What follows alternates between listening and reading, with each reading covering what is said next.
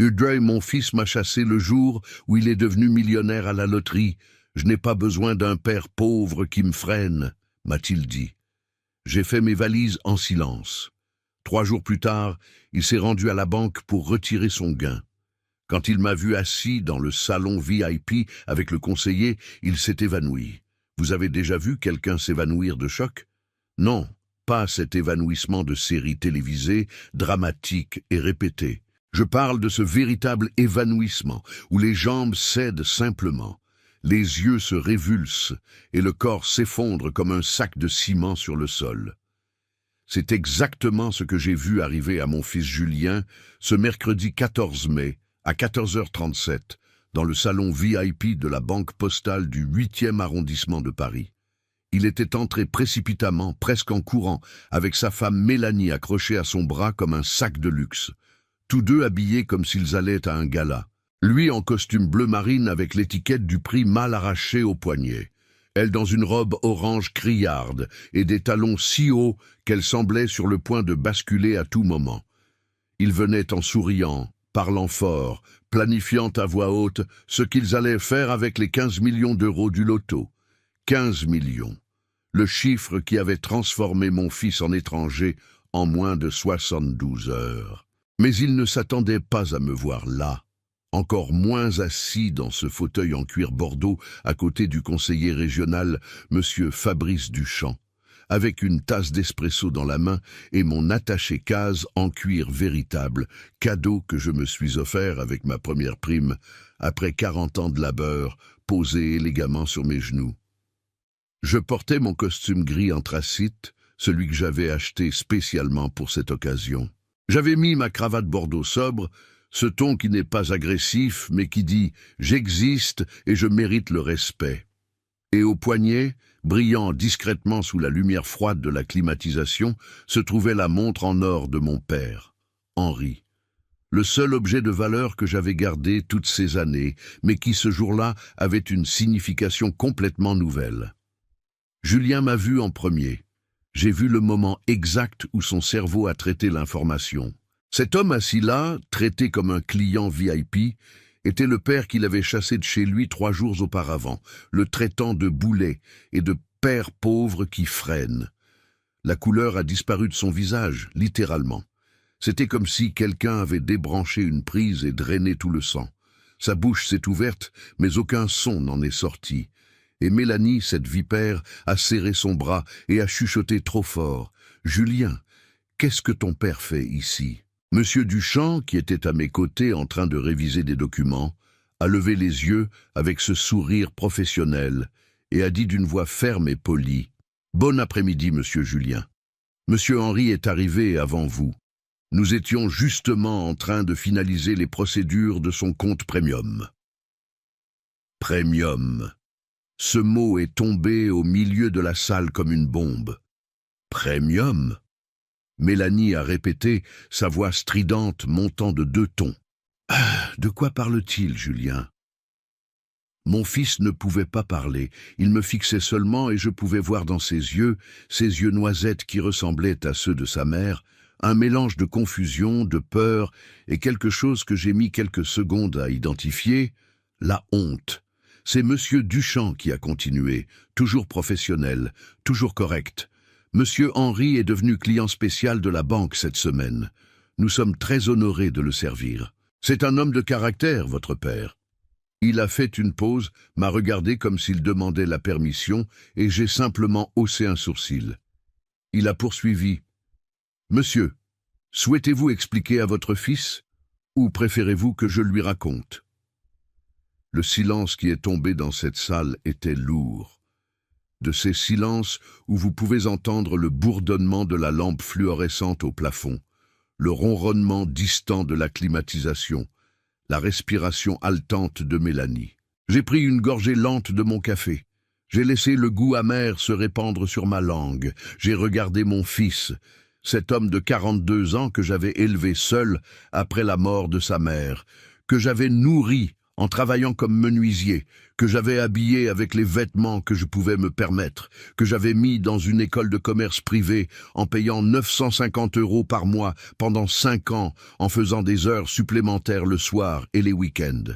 Et j'ai dit de la voix la plus calme possible, « Vous pouvez lui dire, monsieur Duchamp, mon fils mérite de connaître la vérité. » Et c'est là que Julien s'est évanoui. Ses jambes ont cédé, tout son corps s'est effondré, sa tête a heurté le coin de la table basse avec un bruit sec qui m'a fait fermer les yeux pendant 1 seconde. Mélanie a crié comme une hystérique. Elle s'est agenouillée, a commencé à lui taper le visage en criant « Julien! Julien! Quelqu'un appelle une ambulance !» Je n'ai pas bougé de ma chaise. J'ai simplement regardé cet homme étendu sur le sol, mon fils, ma création, ma plus grande erreur et ma plus grande douleur. Et j'ai pensé à tout ce qui s'était passé ces 3 derniers jours. J'ai pensé aux mots qu'il avait crachés à mon visage. J'ai pensé à la façon dont il m'avait poussé hors de sa vie au moment où l'argent était apparu. J'ai pensé à combien de nuits j'avais passé éveillé à me demander où j'avais échoué. Et j'ai pensé au secret que j'avais gardé pendant 40 ans. Le secret qui était sur le point de tout changer. Si vous voulez comprendre comment je suis arrivé à cette banque, comment un père de 68 ans qui vivait dans un modeste appartement à Montreuil est devenu client VIP pendant que son fils millionnaire s'évanouissait à ses pieds, alors restez avec moi dans cette histoire. Parce que ce que vous allez entendre ne parle pas seulement d'argent, mais de dignité, de trahison et de la leçon la plus dure qu'un fils puisse apprendre. Et si les histoires de dépassement et de justice touchent votre cœur, abonnez-vous à la chaîne Les Conseils de Papy, car ici, nous ne cachons pas la vérité, aussi douloureuse soit-elle. Vous savez ce que c'est de se réveiller à 5 heures du matin tous les jours pendant 15 ans ? Pas pour faire du yoga ou méditer, comme ces influenceurs Instagram l'enseignent. Se réveiller pour aller à l'atelier de menuiserie, scier du bois dans le froid, poncer des planches jusqu'à ce que vos mains saignent.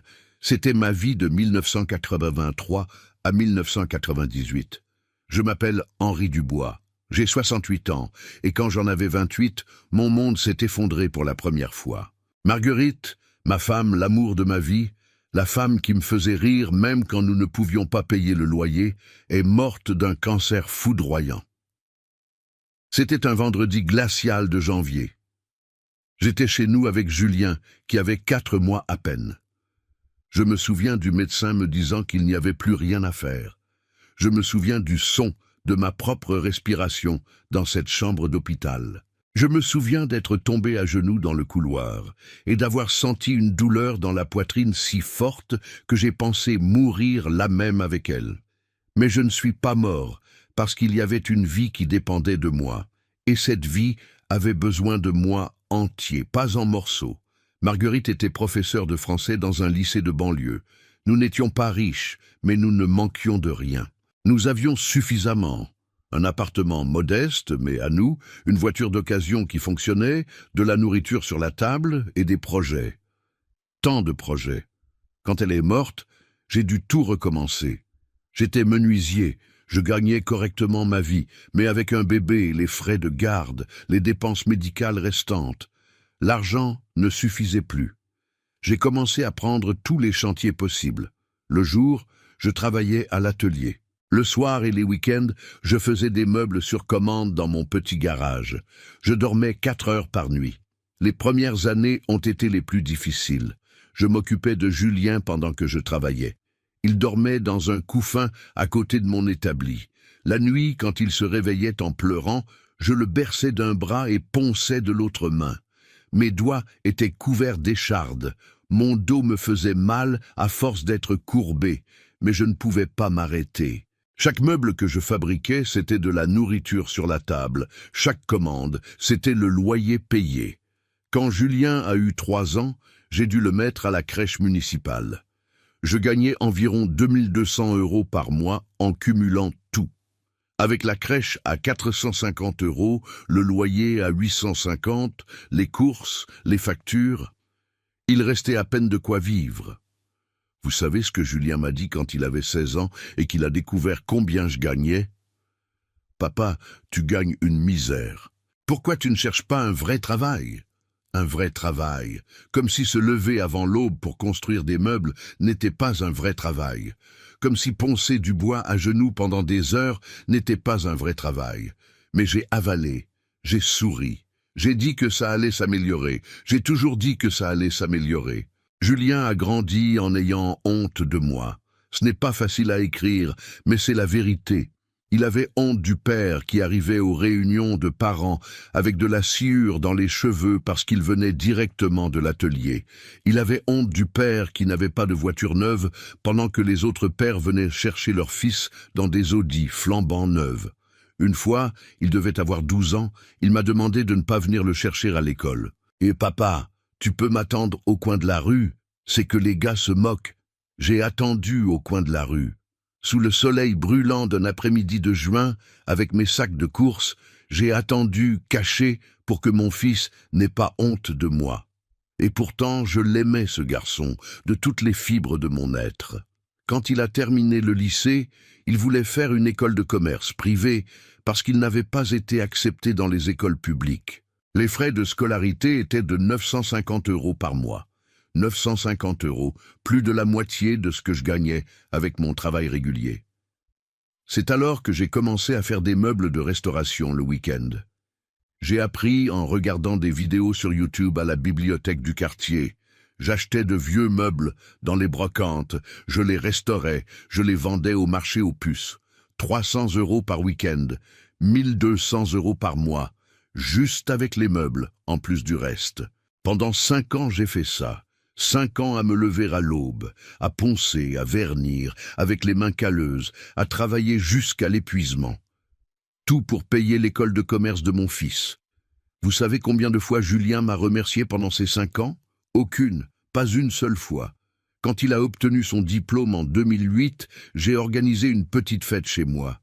J'ai fait préparer des canapés par un traiteur, acheté du champagne, invité les voisins. J'étais si fier. Mon fils, diplômé d'école de commerce, fils de menuisier et de veuf, il est arrivé à la fête, est resté 20 minutes et est parti. Il a dit qu'il avait un rendez-vous avec les amis de l'école, avec ses vrais amis. Je me demande ce qu'il voulait dire par là. Je suis resté là avec les canapés qui refroidissaient sur la table, écoutant Madame Rousseau d'à côté essayer de me consoler. « Laisse, Henri, les jeunes sont comme ça. Ils t'aiment. Il ne sait juste pas le montrer. » Mais je savais déjà, au fond, que ce n'était pas une question de ne pas savoir montrer. C'était une question de ne pas ressentir. Les années ont passé. Julien a trouvé un emploi dans une grande entreprise de conseil. Il a commencé à bien gagner sa vie, 3 500 € par mois. Il a loué un appartement à Boulogne-Billancourt, un petit appartement, mais dans un immeuble avec gardien, piscine, ces choses-là.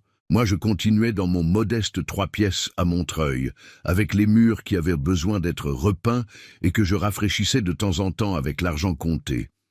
Il venait me voir peut-être une fois par mois. Parfois, il sautait 2 mois. Toujours pressé, toujours regardant son téléphone, toujours partant rapidement. Je ne lui ai jamais demandé d'argent. Jamais. J'ai continué à faire mes meubles, mes restaurations, parce que j'avais ma fierté et parce qu'au fond, j'espérais encore qu'un jour il viendrait chez moi et dirait « Papa, merci pour tout ». Mais ce jour n'est jamais venu. Et puis, en 2019, il a rencontré Mélanie, cette femme qui allait transformer mon fils de fils ingrat en fils cruel. Mais cette partie de l'histoire nécessite une attention particulière. Parce que quand Mélanie est entrée dans la vie de Julien, je n'ai pas seulement perdu un fils, j'ai perdu l'espoir d'être un jour vu par lui. Mélanie Montfort. Aujourd'hui encore, son nom complet sort de ma bouche avec un goût de fiel. Elle est apparue lors d'un barbecue que Julien a organisé dans son appartement en septembre 2019. Il m'a appelé, chose rare, et a dit « Papa, je fais un barbecue samedi. Je voudrais que tu rencontres quelqu'un d'important. » Quelqu'un d'important. Mon cœur a fait un bond. Cela faisait si longtemps qu'il ne m'incluait dans rien de sa vie que j'ai pensé que finalement, les choses allaient s'améliorer. J'ai acheté une chemise neuve dans un magasin du centre. 85 € qui ont fait mal au portefeuille, mais que j'ai payé avec joie. J'ai fait 2 tartes, une aux pommes et une aux poires. J'ai pris 2 métros pour arriver à Boulogne-Billancourt. Quand j'ai sonné, il a fallu environ 5 minutes avant que quelqu'un ouvre. J'entendais des rires à l'intérieur, de la musique forte, ce bruit de gens qui s'amusent. Quand la porte s'est finalement ouverte, ce n'était pas Julien qui a répondu, c'était elle. Mélanie avait 35 ans à l'époque, mais elle paraissait plus jeune. Cheveux blonds, de ces blonds clairement sortis d'un salon cher, avec des mèches et des reflets, tombant sur ses épaules.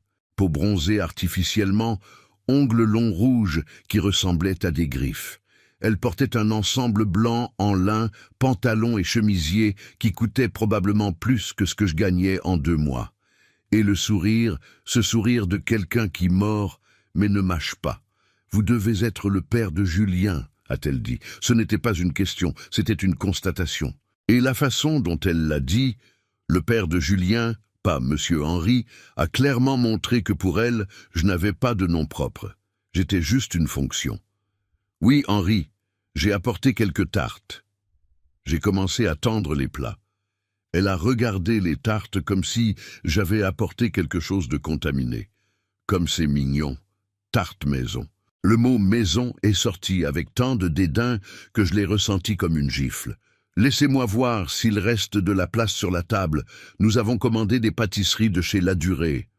Ladurée.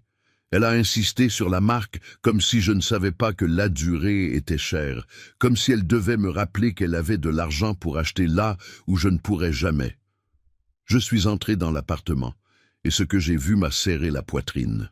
Il y avait environ 15 personnes là, toutes bien habillées, toutes avec cet air de gens qui n'ont jamais eu à se battre dans la vie. Julien était sur le balcon avec 3 hommes, tous en polo et bermuda de marque, bière importée à la main, riant fort à une blague. Il m'a vu et a fait un signe de la main, juste un signe. Il n'est pas venu me saluer, ne m'a présenté à personne, ne m'a inclus dans aucune conversation. Je suis resté là, debout dans le salon, tenant mes plats de tarte, ne sachant pas où m'asseoir, sentant tous les regards me scanner, de la tête aux pieds. Ma chemise neuve à 85 € ressemblait soudain à un chiffon, à côté de tous ses vêtements. C'est Mélanie qui m'a guidé, ou plutôt m'a poussé vers la cuisine. « Venez, laissez-moi vous montrer où vous pouvez poser ça », a-t-elle dit, prenant déjà les plats de mes mains. Elle a mis les tartes dans un coin du comptoir, derrière une tour de macarons français qui devait coûter environ 80 €. Mes tartes faites avec amour sont restées là, cachées, insignifiantes. « Vous voulez une bière ou nous avons aussi du jus si vous préférez ?» a-t-elle proposé. Et la façon dont elle a dit « jus » a clairement montré qu'elle pensait que je n'avais pas assez de classe pour boire de la bière avec eux. « Un verre d'eau, s'il vous plaît » ai-je répondu, essayant de garder ma voix ferme. « Eau du robinet ou vous préférez minérale ?» Elle a souri. Ce sourire de hyène. « Écoutez, je ne suis pas stupide. Je sais quand quelqu'un me rabaisse, mais c'était la petite amie de mon fils. Alors j'ai avalé et j'ai dit « du robinet, c'est parfait ». J'ai passé 3 heures dans cet appartement. 3 heures, assis dans un coin du canapé, regardant mon fils ignorer ma présence pendant qu'il faisait un barbecue pour ses amis et pour cette femme qui avait déjà décidé que j'étais un problème à résoudre. Personne n'a mangé mes tartes. À la fin de la soirée, quand je suis parti, encore une fois sans que Julien propose de me raccompagner ou d'appeler un taxi, Mélanie m'a rendu les plats avec les tartes intactes. C'est dommage, personne n'a pu tout manger. Mais emportez-les, vous pourrez en profiter chez vous. Cela a fait plus mal que n'importe quelle gifle. Dans le taxi de retour, 72 € que j'ai payé seul, j'ai pleuré en silence sur le siège arrière. Le chauffeur l'a remarqué, mais n'a rien dit. Il a juste monté le volume de la musique, mais le pire était encore à venir. Julien et Mélanie se sont fiancés 6 mois plus tard. Il m'a appelé pour me le dire. Il n'a pas demandé mon avis, n'a pas demandé ce que je pensais. Il m'a juste informé. Papa, Mélanie et moi allons nous marier en octobre. Je t'enverrai l'invitation plus tard. Le mariage a eu lieu dans un château en Île-de-France, un de ces endroits avec un jardin immense, des lustres en cristal, tout en blanc et or. On pouvait voir de loin que cela avait coûté une fortune. La famille de Mélanie a tout payé. Elle tenait à ce que ce soit clair. Quand j'ai reçu l'invitation 2 semaines avant le mariage, j'ai vu que mon nom était écrit à la main sur l'enveloppe, pas imprimé comme les autres, et il était accompagné d'une note séparée de Mélanie. Monsieur Henry, le mariage a un code vestimentaire, tenue de soirée. Si vous avez des questions, prévenez-moi que je vous recommande un magasin de location de costumes. Location de costumes. Comme si je n'étais pas capable d'acheter un costume de soirée. J'en ai acheté un. J'ai dépensé 420 € dans un costume gris perle lors des soldes aux Galeries Lafayette. Il était beau, simple, mais élégant. Je me suis fait faire les ongles, je me suis fait couper les cheveux dans un salon bon marché. Je voulais être présentable pour le mariage de mon fils unique. Je suis arrivé au château à 16h30, une demi-heure avant la cérémonie. L'entrée était déjà pleine de monde, des voitures de luxe garées partout, des femmes en talons hauts et robes très chères, des hommes en costume italien. Je me suis senti comme un intrus.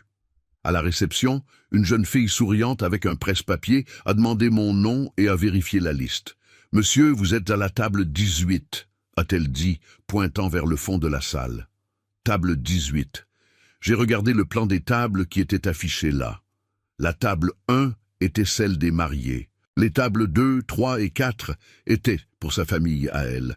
Les tables 5 à 8 étaient pour les amis proches. La table 18 se trouvait pratiquement dans la cuisine, littéralement à côté de la porte de service où les serveurs entraient et sortaient avec les plateaux. J'ai senti mes jambes trembler, mais j'ai respiré profondément et j'y suis allé. À la table se trouvaient 7 autres personnes que je n'avais jamais vues de ma vie. J'ai découvert plus tard que c'étaient des collègues de travail de Julien et leurs conjoints. Personne de la famille, juste moi, le père du marié, relégué au fond de la salle comme un cousin éloigné que personne ne voulait avoir près de soi. La cérémonie était belle, je ne peux pas le nier. Mélanie était radieuse dans une robe qui devait coûter environ 15 000 €. Julien était élégant, heureux, souriant à elle comme si elle était la seule personne au monde. Quand il est passé devant la table 18, se dirigeant vers l'autel, nos regards se sont croisés pendant une seconde, juste une seconde, et j'ai vu quelque chose là que je n'oublierai jamais, l'indifférence. Mon fils m'a regardé avec la même indifférence avec laquelle on regarde un serveur qu'on ne va même pas appeler. J'ai pleuré pendant toute la cérémonie, mais personne ne l'a remarqué, parce que personne ne me regardait. Au dîner, la nourriture était merveilleuse. Entrée de homard, plat principal de filet de bœuf sauce au vin, dessert aux 3 chocolats. Mais chaque bouchée descendait lourdement dans ma gorge, car j'avalais de la nourriture assaisonnée d'humiliation. Les mariés ont fait le tour des tables pour saluer les invités. Ils ont commencé par la table 1, évidemment, puis 2, 3, 4. Ils sont allés table par table, prenant des photos, discutant, riant. Quand ils sont arrivés à la table 18, Mélanie a fait un signe de loin, juste un signe, et a tiré Julien par le bras. « Chérie, viens, allons parler aux gens de la table 19, ce sont les associés de mon père. » Les associés du père de Mélanie. Ceux-là méritaient l'attention. Moi, le père du marié, je n'ai mérité aucune accolade. Je suis parti avant le gâteau. Je n'ai pas pu rester, j'ai appelé un taxi, 89 €, et je suis retourné à Montreuil avec le cœur en lambeaux et les pieds douloureux dans les chaussures serrées que j'avais achetées spécialement pour ce jour. Sur le chemin, j'ai pensé à toutes les fois où j'avais imaginé le mariage de Julien. Depuis qu'il était petit, je rêvais de ce jour. Moi dansant avec lui lors de la valse père-fils, lui me remerciant dans son discours, moi pleurant d'émotion de voir mon garçon heureux. Mais aucun de ces rêves n'incluait une table au fond de la salle. Aucun d'eux n'incluait d'être traité comme un boulet. Et aucun d'eux n'a préparé mon cœur à ce qui allait suivre. Parce qu'après ce mariage, les choses n'ont fait qu'empirer. Mélanie avait obtenu ce qu'elle voulait, un mari qui l'idolâtrait et un beau-père qu'elle pouvait effacer de l'histoire. Et pendant 3 ans, c'est exactement ce qu'elle a fait. 3 ans se sont écoulés depuis ce mariage. 3 ans où mon contact avec Julien se résumait à des messages courts sur WhatsApp. « Bonjour papa, ça va ?» et 2 visites par an, à son anniversaire en août et à Noël. Ce n'était pas vivre, c'était survivre émotionnellement. Je continuais avec mes meubles, en faisant moins maintenant, car mon corps ne supportait plus le même rythme. 68 ans, ce ne sont pas 68 ans quand vous en avez passé 40 à travailler 14 heures par jour. Mes genoux me faisaient mal, mes mains avaient de l'arthrite, mon dos se plaignait chaque fois que je me penchais pour prendre un outil. Mais je continuais, parce que m'arrêter signifiait penser, et penser faisait plus mal que n'importe quelle douleur physique. C'était un samedi, le 22 avril, 10 heures du matin, que mon téléphone a sonné. Une de ces sonneries stridentes que vous configurez pour les appels importants. C'était Julien. Mon cœur s'est emballé. Il n'appelait jamais le samedi matin. Quelque chose n'allait pas. « Allô, fiston, tout va bien ?» J'ai répondu d'une voix déjà tremblante. « Papa, papa, j'ai gagné au loto !» Sa voix était si forte que j'ai dû éloigner le téléphone de mon oreille. De l'autre côté de la ligne, j'ai entendu Mélanie crier aussi, hystérique de joie. Du bruit de choses qui tombent, de verres qui s'entrechoquent, cette euphorie que seul le grand argent provoque. « Fiston, quoi? Gagner quoi ?» Je ne comprenais toujours pas. « Le loto, papa, les 6 numéros, 15 millions, 15 millions d'euros. » Le sol a disparu sous mes pieds. Je me suis assis sur la chaise de la cuisine, la main tremblant tellement que j'ai failli renverser la tasse de café que je buvais. « Mon Dieu, fiston, tu es sûr? Tu as bien vérifié ?» 3 fois. Mélanie a vérifié, j'ai vérifié.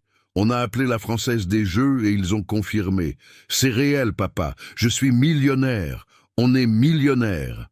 Ce « on est millionnaire » m'a rempli d'un espoir stupide. Mais à ce moment-là, j'ai vraiment cru qu'il m'incluait, qu'après toutes ces années de froideur, l'argent allait me ramener mon fils. Comme je me trompais. « Papa, viens ici chez moi, viens célébrer avec nous. Je vais appeler tout le monde. Ça va être une fête. Prends un Uber, je paye. Non, attends, je vais t'envoyer un Uber maintenant. » Il m'a envoyé un Uber berline, un luxe que je n'avais jamais connu. Voiture sentant le neuf, siège en cuir doux, chauffeur poli m'appelant « monsieur » avec un respect authentique. Sur le chemin, je pleurais et souriais en même temps. Mon fils avait gagné au loto. Mon fils n'aurait plus besoin de se battre, n'aurait plus de soucis financiers, pourrait vivre tranquillement. Et le mieux, il m'avait appelé pour célébrer, m'avait inclus. Enfin, après tant de temps, j'allais être près de lui lors d'un moment important. Je me suis arrêté dans une boulangerie en chemin et j'ai acheté des ingrédients pour faire une tarte. J'y ai tenu. Tarte aux prunes, la recette de ma mère, la grand-mère que Julien n'a jamais connue, mais dont il adorait les histoires. J'ai utilisé les derniers 75 € que j'avais dans mon portefeuille pour ces ingrédients. Farine de qualité, œufs bio, prunes biologiques. Je voulais faire quelque chose de spécial. Je suis arrivé chez lui vers 13h30. La porte était entr'ouverte. De l'intérieur venait toute cette agitation, des voix animées, de la musique. J'ai sonné et poussé la porte. L'appartement était différent. Il y avait des gens que je n'avais jamais vus. Une femme d'environ 50 ans, très élégante, assise sur le canapé avec une mallette en cuir sur les genoux et une tablette à la main. Un homme en costume gris, lunettes, air sérieux, également avec des papiers étalés sur la table basse. Et Mélanie, au milieu du salon parlant sans arrêt, gesticulant, les yeux brillants d'une manière qui frôlait la folie. Donc, on va investir au moins la moitié en obligations, environ 30% dans l'immobilier, et le reste on le garde liquide pour... Elle s'est arrêtée quand elle m'a vu. Le sourire s'est figé. Ah, Monsieur Henri est arrivé. Monsieur Henri. Bah, beau-père, pas le père de Julien. Monsieur Henri, comme si j'étais le plombier venu réparer quelque chose. Bonjour Mélanie. J'ai apporté une tarte pour célébrer. J'ai levé le plat à 2 mains, fier de mon travail. Elle a regardé la tarte comme si j'avais apporté un rat mort. Oh, comme c'est mignon. Elle a pris le plat de mes mains et l'a posé sur le comptoir de la cuisine américaine, sans vraiment le regarder. On a déjà commandé des pâtisseries de chez Pierre Hermé, mais merci. Pierre Hermé, la pâtisserie la plus chère de Paris, où un petit gâteau coûte 45 €. Julien est apparu de la chambre, le téléphone collé à l'oreille, parlant avec quelqu'un d'investissement, d'action, de choses que je ne comprenais pas. Quand il m'a vu, il a fait un signe rapide, a articulé un « Salut papa » sans son, et a continué son appel. La femme sur le canapé s'est levée et s'est présentée. Lucienne Fabre, conseillère financière. Mélanie m'a engagé pour aider avec la planification patrimoniale. Elle m'a tendu la main de manière mécanique, tournant déjà le visage vers Mélanie avant même que je ne la serre correctement. Et l'homme en costume, maître Maurice Rivière, avocat spécialisé en succession et gestion de fortune. Gestion de fortune. 15 millions étaient devenus une fortune en quelques heures. Je me suis assis sur le canapé, ou plutôt je me suis coincé dans un coin du canapé car la table basse était remplie de papiers, graphiques, tableaux imprimés. Je suis resté là, silencieux, regardant tout ce va-et-vient pendant que je devenais invisible. Mélanie parlait sans arrêt. « On a besoin d'une nouvelle voiture. Cette Clio ne fait plus l'affaire. Je pense à un Range Rover. Qu'en pensez-vous? Et la maison, il y a ce nouveau lotissement à Neuilly. Maison à 4 millions, piscine privée, sécurité 24h/24. » Julien avait raccroché et l'avait rejointe, tous les deux assis par terre, entourés de photos de propriétés de luxe imprimées depuis le site de l'agence immobilière. Celle-ci est magnifique, chérie. 5 chambres, barbecue haut de gamme, espace détente complet. Il pointait avec enthousiasme. Barbecue haut de gamme. Mon fils qui avait mangé toute sa vie sur mon petit barbecue en briques dans le jardin. Je suis resté là 2 heures. 2 heures à écouter des plans millionnaires, à entendre Mélanie rêver tout haut de voyage à Paris. Non, attendez, ils étaient déjà à Paris. Voyage aux Maldives, à Dubaï, au Japon. 2 heures à voir mon fils se transformer en quelqu'un que je ne reconnaissais pas. Jusqu'à ce que moi, innocent, stupide, trop plein d'espoir, j'ouvre la bouche. « Fiston !» Ma voix est sortie basse, presque timide. « Tu ne vas pas aider Monsieur Valentin du garage, tu te souviens? Il te ramenait à l'école tous les jours pendant 2 ans. Il n'a jamais rien demandé. » Le silence qui est tombé dans la pièce était lourd. Julien m'a regardé avec une expression que je n'avais jamais vue. De l'irritation, pure irritation. « Papa, s'il te plaît, ne commence pas. »« Ne commence pas quoi, fiston? Monsieur Valentin me ramenait parce qu'il allait dans la même direction. Ce n'était pas une faveur, et je remplissais toujours son réservoir. Ce n'était pas gratuit. » Mensonge, mensonge éhonté. Monsieur Valentin faisait un détour de 3 kilomètres tous les jours pour aller chercher Julien, et Julien n'a jamais payé l'essence. Mais je n'allais pas discuter devant ces gens. « D'accord, fiston, pardon. » Mélanie a levé les yeux au ciel de manière si exagérée que même l'avocat l'a vu. « Julien, chéri, concentrons-nous. Nous avons beaucoup à décider aujourd'hui. » Elle a ramené son attention vers les tableaux. C'est à ce moment-là que j'aurais dû partir, prendre mes affaires, ma tarte que personne n'allait manger, et rentrer chez moi avec le reste de dignité qui me restait. Mais je ne suis pas parti, parce que cette petite partie idiote de mon cœur avait encore l'espoir qu'à tout moment mon fils allait se souvenir que j'étais là et allait m'inclure dans la conversation, allait me demander ce que je pensais, allait partager cette joie avec moi, vraiment. À 17 heures, la conseillère financière et l'avocat sont partis. Mélanie a commandé des sushis, 280 € de sushis et sashimi. Quand c'est arrivé, elle a servi sur le comptoir de la cuisine et a appelé Julien. « Je ne vais même pas prendre d'assiette, chérie. Mangeons directement dans les barquettes. Je meurs de faim. » Ils ont mangé là, tous les deux, parlant à voix basse, de l'agenda de la semaine suivante. Réunion à la banque, visite des maisons, essai routier chez le concessionnaire. Ma tarte restait coincée sur le comptoir, et personne ne m'a proposé de sushi. C'est là, à ce moment pathétique, assis sur le canapé, regardant mon fils manger de la nourriture chère, sans même se souvenir que son père était là, que quelque chose en moi a commencé à se fissurer. Ça n'a pas cassé encore, mais c'était fissuré. « Fiston, je crois que je vais y aller. Il se fait tard. » Je me suis levé, j'ai pris mon sac. « D'accord, papa. Au revoir. » Je t'appelle plus tard. Il n'a même pas levé les yeux. Il était sur son téléphone à regarder quelque chose, riant de quelques bêtises. Mélanie est venue jusqu'à la porte avec moi. Toujours elle, jouant le rôle de l'épouse polie. Merci d'être venu, monsieur Henry. C'était bien de vous avoir ici.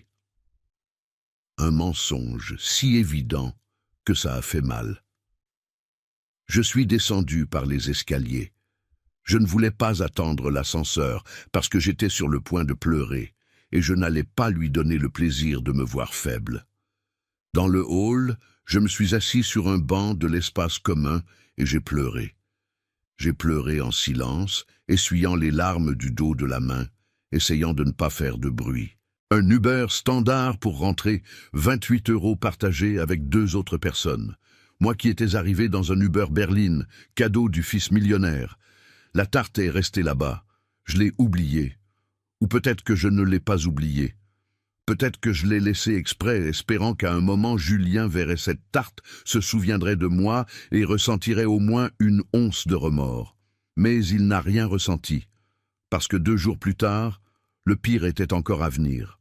Et quand le pire est arrivé, c'est arrivé avec des mots si tranchants qu'ils ont coupé plus profondément que n'importe quel couteau. Dimanche, 19 h. Julien m'a appelé, me demandant de revenir. « Papa, viens dîner avec nous. Mélanie a fait des lasagnes. » Mélanie faisant des lasagnes. Cette femme que je n'avais jamais vue faire frire un œuf. Mais j'y suis allé parce que je suis père. Et un père, c'est comme ça. Même après avoir été oublié sur le canapé, même après avoir vu sa propre tarte être ignorée, on y va quand on nous appelle. On croit encore que cette fois, ce sera différent. J'ai pris le métro, 2 correspondances, 1h10 de trajet. J'aurais pu demander un Uber, mais mes 75 € de la tarte faisaient encore mal au budget. Je suis arrivé à 20h30. La porte était verrouillée cette fois. J'ai sonné et attendu. Ça a pris du temps. J'ai entendu des pas traînants, quelqu'un se plaindre. Qui c'est à cette heure? Et finalement Julien a ouvert. Il était en short et vieux t-shirt, les cheveux en bataille, l'air de quelqu'un qui avait dormi tout l'après-midi. Dans ses yeux, cette lueur un peu désorientée de quelqu'un qui est encore en train de réaliser que sa vie a changé du jour au lendemain. « Salut, papa. Entre. » Pas d'accolade, pas de « content que tu sois venu ». Juste un « entre » monosyllabique, et il tournait déjà le dos, retournant au canapé où il regardait quelque chose à la télé. Mélanie était dans la cuisine. Quand je suis entré, j'ai vu qu'il n'y avait pas de lasagne du tout. Il y avait des emballages de livraison éparpillés sur le comptoir, nourriture libanaise, falafel, houmous, taboulé. « Ah, monsieur Henry. Oui, j'ai changé d'avis sur les lasagnes. J'ai trouvé ça trop compliqué. J'ai commandé de la nourriture. » Elle n'a même pas levé les yeux vers moi en parlant, occupée à regarder son téléphone.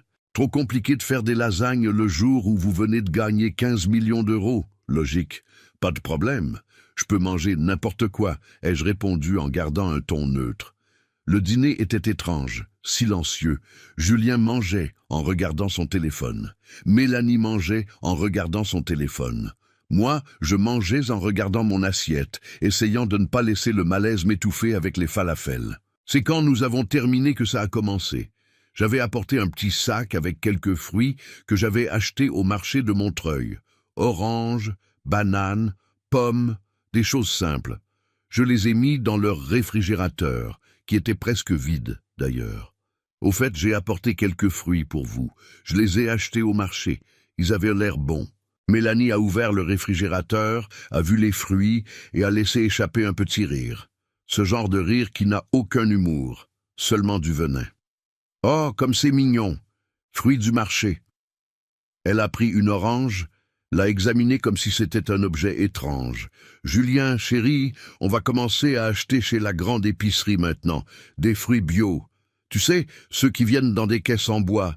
Des fruits dans des caisses en bois. 15 € la pomme, 35 € le kilo d'orange, pendant qu'il y a des gens qui meurent de faim dans le monde. Mais j'ai encore avalé.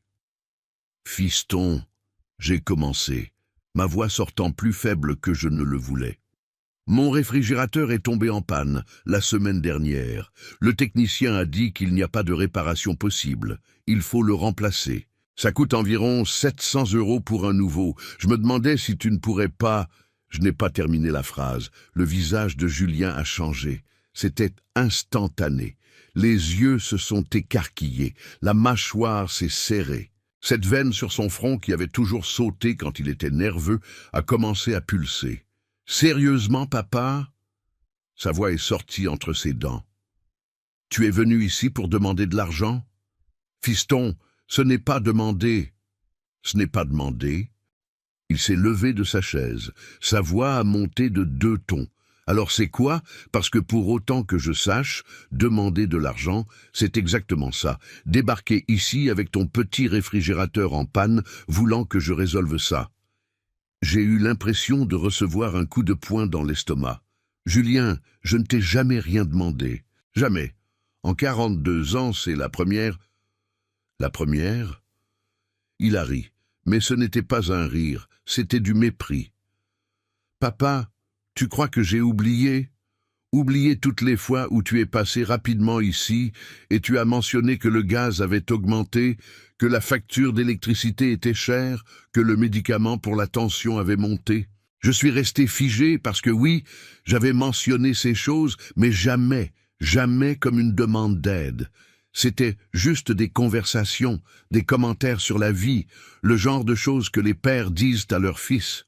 Ou du moins, c'est ce que je pensais. Fiston, je n'ai jamais voulu que tu me donnes de l'argent ces fois-là. Je parlais juste. Parlais. Mélanie est entrée dans le salon, les bras croisés, cette posture de quelqu'un qui attendait ce moment depuis longtemps. Monsieur Henry, vous savez ce qu'est la manipulation émotionnelle? C'est exactement ça. Lancer des commentaires, créer de la culpabilité jusqu'à ce que la personne se sente obligée d'aider. Manipulation émotionnelle. Elle venait de m'accuser de manipulation émotionnelle. Mélanie, j'ai essayé de parler, mais ma voix a failli. Julien, on doit parler de ça.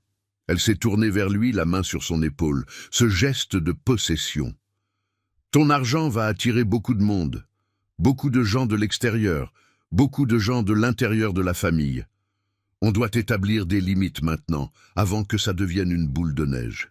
Des limites. Elle parlait de moi comme si j'étais une menace extérieure, comme si j'étais une de ces personnes qui apparaissent de nulle part quand quelqu'un gagne au loto. « Papa !»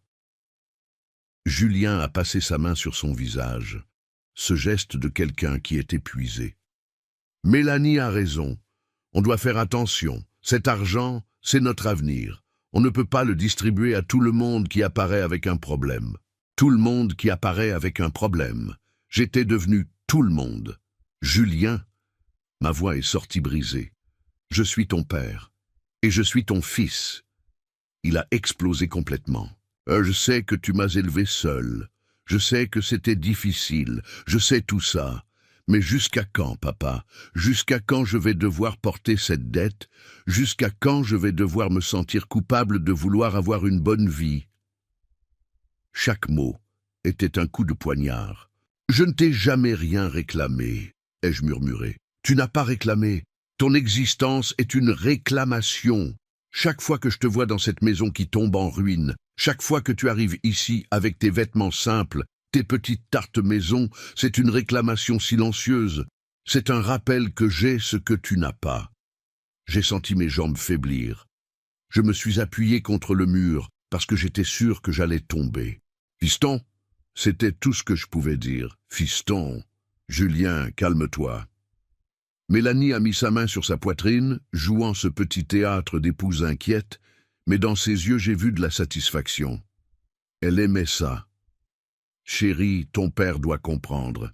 On va avoir beaucoup de réunions importantes cette semaine avec des banquiers, des investisseurs, des gens sérieux. On doit se concentrer. On ne peut pas passer notre temps à résoudre des problèmes de famille. Problème de famille. J'étais un problème de famille. C'est à ce moment-là que c'est arrivé. Je tenais dans ma main une tasse en porcelaine blanche avec un liseré doré. Une tasse que ma mère m'avait donnée quand je m'étais marié avec Marguerite. une des seules choses que j'avais gardées toutes ces années et que j'avais bêtement apportée pour prendre un café là-bas pendant qu'il dînait. Mes mains tremblaient tellement que la tasse a glissé. Elle est tombée sur le carrelage, a explosé en 1000 morceaux. Le bruit a résonné dans la pièce comme un coup de feu. Mélanie a sursauté de manière dramatique, la main sur la poitrine. « Mon Dieu, regardez, il a cassé notre vaisselle. Julien, c'est de la collection qu'on a reçue pour le mariage. » Non, ce n'était pas le cas. Cette tasse était à moi. Mais elle a menti effrontément, et Julien ne m'a pas défendu. Pardon. Je me suis agenouillé pour ramasser les morceaux, les mains tremblantes, les larmes commençant à brouiller ma vision.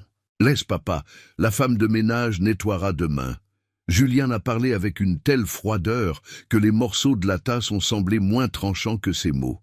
Je me suis relevé, j'ai regardé mon fils, vraiment regardé, et j'ai vu un étranger. Julien, ma voix était ferme maintenant, ferme et glaciale. Dis-moi une chose, quand tu as gagné cet argent, quel a été ton premier sentiment? Le bonheur ou le soulagement de ne plus avoir besoin de moi? Le silence était absolu. Il n'a pas répondu. Et l'absence de réponse était une réponse suffisante. « Papa, je pense qu'il vaut mieux que tu rentres chez toi. » Mélanie s'est avancée, prenant déjà mon sac qui était sur le canapé et me le tendant. Ça a été une longue journée pour tout le monde. On doit se reposer. Julien a une réunion à la banque mercredi matin pour retirer son gain. Beaucoup de choses à régler. Mercredi matin, réunion à la banque. J'ai pris mon sac. Je n'ai rien dit. J'ai juste regardé Julien une dernière fois, attendant, espérant encore, même après tout, qu'il dise quelque chose, qu'il me demande de rester, qu'il s'excuse, qu'il redevienne mon fils. Mais il ne l'a pas fait. Au revoir, papa. Je t'appelle plus tard. Je suis sorti de cet appartement le dos droit et la tête haute, mais dans l'ascenseur, seul, je me suis effondré. J'ai pleuré à chaque seconde des 12 étages jusqu'au rez-de-chaussée. J'ai pleuré à l'arrêt de métro en attendant la rame. J'ai pleuré en silence dans le métro bondé du dimanche soir, priant pour que personne ne me reconnaisse, que personne ne demande ce qui s'était passé. Je suis arrivé chez moi à 23 heures. La maison vide, le réfrigérateur en panne bourdonnant d'irritation, les morceaux de mon cœur éparpillés sur le chemin. Mais c'est là, assis, seul dans ma cuisine sombre, que quelque chose a changé. Ce n'était pas de la colère, ce n'était pas du ressentiment, c'était de la clarté, une clarté froide, tranchante, libératrice.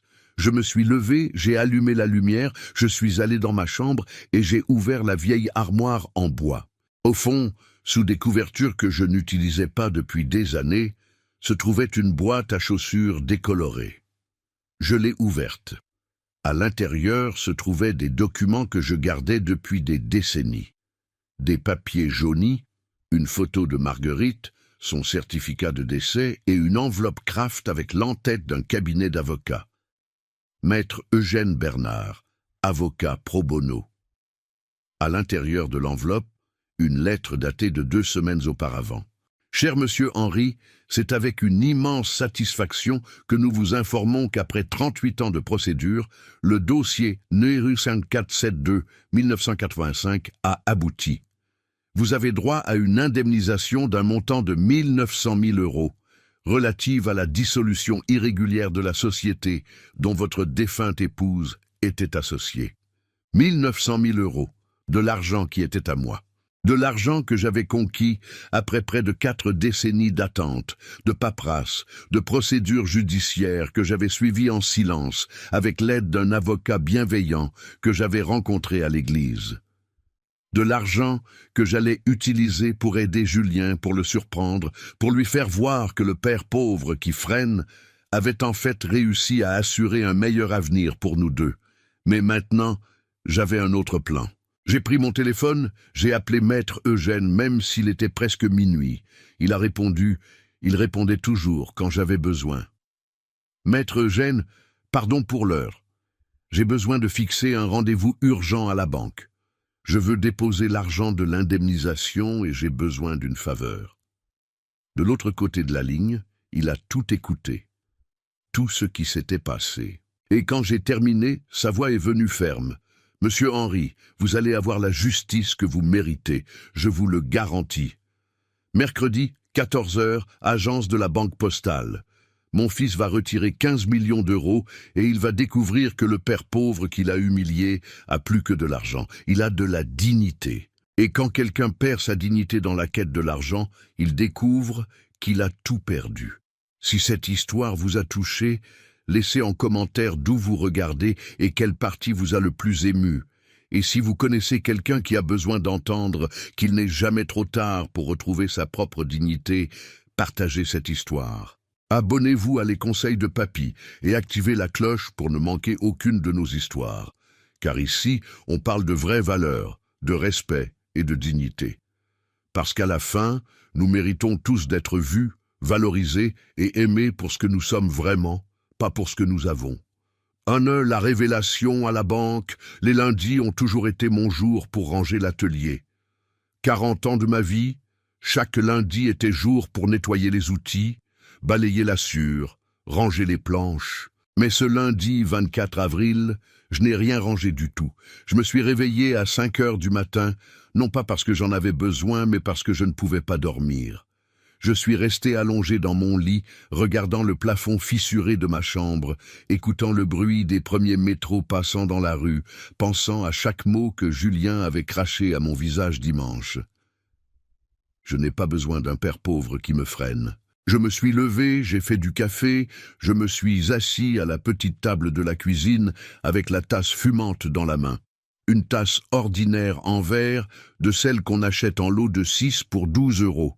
Rien en porcelaine, rien d'héritage émotionnel qui pourrait se briser et emporter un morceau de moi avec. L'enveloppe Kraft de Maître Eugène était ouverte devant moi. J'ai relu la lettre pour la 5e fois en 12 heures. 900 000 €.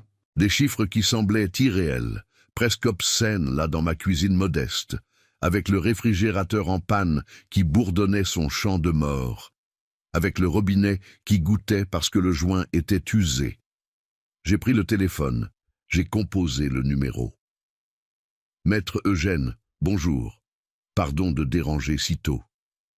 Sa voix est venue calme, toujours calme.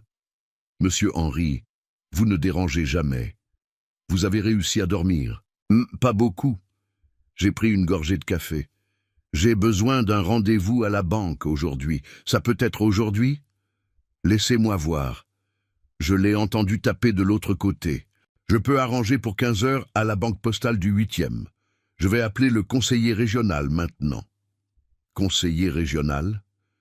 Monsieur Henry, 900 000 € ne se déposent pas au guichet ordinaire. Vous allez devenir client spécial, premium. Vous aurez un conseiller dédié, une salle privée, tout le traitement VIP. VIP, moi, Henri Dubois, menuisier de Montreuil, client VIP. L'ironie était si grande que j'ai presque ri. Presque. Il y a autre chose, maître Eugène. J'ai hésité. Mon fils, il va retirer son gain du loto cette semaine, à la banque postale aussi. Vous pouvez découvrir quel jour. Silence de l'autre côté. Puis, Monsieur Henry, vous êtes sûr de ce que vous préparez? Je suis sûr. Ma voix est sortie plus ferme que je ne l'espérais. Il a besoin de savoir.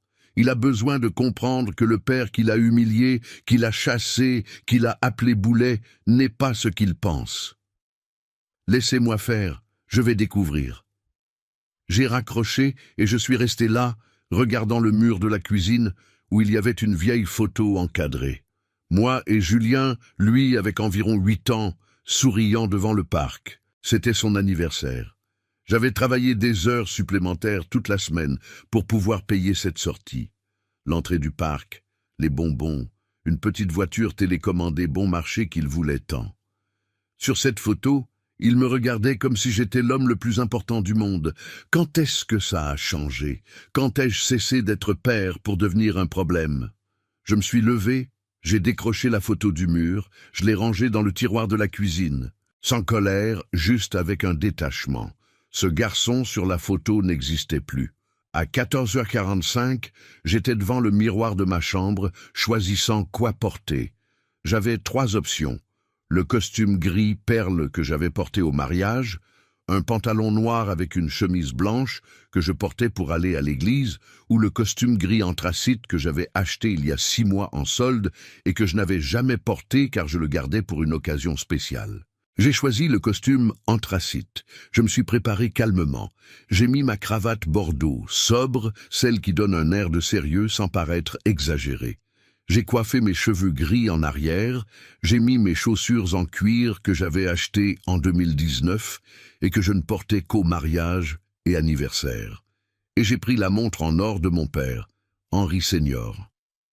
Mes doigts ont tremblé quand j'ai ouvert la petite boîte en velours où elle était conservée. Cela faisait des années que je ne la portais pas. J'avais peur de la perdre, de la casser, de me la faire voler dans le métro. Mais ce jour-là, j'en avais besoin avec moi. J'avais besoin de sentir son poids sur mon poignet, comme si mon père était là en train de dire « Vas-y Henri, tu le mérites ». Je l'ai mise au poignet gauche. Le métal froid contre la peau m'a donné des frissons. J'ai pris mon attaché-case en cuir, l'authentique que j'avais acheté avec ma première prime, après avoir arrêté les meubles sur commande et avoir trouvé un emploi fixe de responsable d'atelier dans une école de menuiserie. 200 € par mois, du lundi au vendredi, avec contrat. C'était le premier argent propre que j'avais gagné après 40 ans dans l'informel. Avec cette première prime, j'avais acheté cet attaché-case, 210 € dans un magasin des Champs-Élysées. La vendeuse m'avait regardé avec dédain. Mes vêtements simples, mon allure de quelqu'un qui n'avait pas d'argent. Mais quand j'avais posé les billets sur le comptoir, son regard avait changé. Je n'avais jamais oublié ce moment.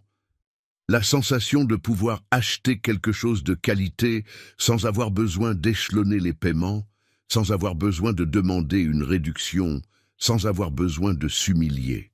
Et ce jour-là, en allant à la banque, j'allais ressentir ça à nouveau, mais multiplié par des millions. Le taxi est arrivé à 14h30. Un taxi ordinaire, pas un Uber de luxe. Je n'avais pas besoin de luxe, j'avais besoin de dignité. Sur le chemin, le chauffeur a essayé d'engager la conversation. « Vous allez au centre pour le travail, monsieur ?»« Je vais régler quelques affaires à la banque. » ai-je répondu en regardant par la fenêtre. « Les banques, c'est toujours une prise de tête, hein? Les files d'attente, la bureaucratie. » Aujourd'hui, il n'y aura pas de file d'attente. J'ai parlé plus pour moi-même que pour lui. Je suis arrivé à la banque postale à 14h55. Le bâtiment imposant, tout en verre, reflétant le soleil de l'après-midi. Des gens entrant et sortant, la plupart avec un air fatigué, portant des papiers, se plaignant de l'attente. Je suis entré par la porte principale et une réceptionniste m'a arrêté. « Bonjour, monsieur. Vous avez rendez-vous ?»« Oui. Henri Dubois. Rendez-vous avec monsieur Fabrice Duchamp, conseiller régional. » Elle a vérifié sur l'ordinateur. Son expression a instantanément changé. Les yeux se sont légèrement écarquillés. Le sourire s'est élargi, la posture plus droite. « Ah oui, monsieur. Vous êtes client premium. S'il vous plaît, suivez-moi. Je vais vous conduire directement au salon VIP. » Client premium. Elle a dit cela à voix haute et les gens autour ont regardé. Un homme d'environ 70 ans, bien habillé mais sans excès, traité comme un client premium. Je suis monté dans l'ascenseur exclusif, celui qui ne fonctionne qu'avec une carte d'accès. La réceptionniste a utilisé la sienne et a appuyé sur le 10e étage. Quand les portes se sont ouvertes, c'était un autre monde. Moquette silencieuse, climatisation à la température parfaite, fauteuils en cuir, tableaux au mur. Et le silence. Ce silence de grand argent, où les problèmes se règlent à voix basse et avec discrétion. Par ici, monsieur Dubois. Le salon VIP avait une table en acajou, 6 fauteuils en cuir bordeaux, une immense fenêtre avec vue sur la Seine et un mini-bar avec de l'eau, du café expresso et même du champagne. Monsieur Duchamp m'a reçu personnellement.